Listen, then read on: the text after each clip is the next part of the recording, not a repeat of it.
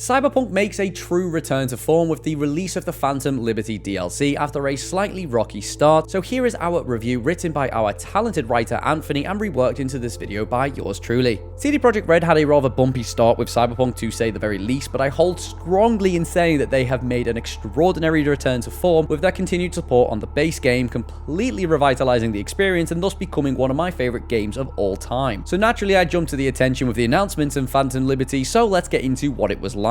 Now, whilst Phantom Liberty is a paid DLC, it does also mirror the release of the new 2.0 update, which will be free to all Cyberpunk owners. Within this, the lackluster perk trees have now been completely reworked, granting powerful build-altering abilities that actually make a huge difference. From using cybernetic arms to throw enemies to deflecting bullets with a katana, there's a lot of room for experimentation here. Fashion is no longer tied to armor, instead the latter depends on updated cyberware that finally restricts how much chrome you can wield. New weapons and gear feel satisfying to use, particularly those with sweet power-up and reload animations, and stealth is still a mixed bag, but new perks do spice things up quite a bit. Your grenades and healing items are now also infinite with a cooldown, letting you focus on implants and tiered weaponry instead. And you'll be happy to know the police system has had a huge overhaul in 2.0. If you choose to fight, tussles can escalate from cars to armored trucks, and finally max tax chrome heavy sluggers. That extends to the freshly implemented vehicle combat also, which lets you take pot shots at militant or cop cars to puncture their wheels or their drivers.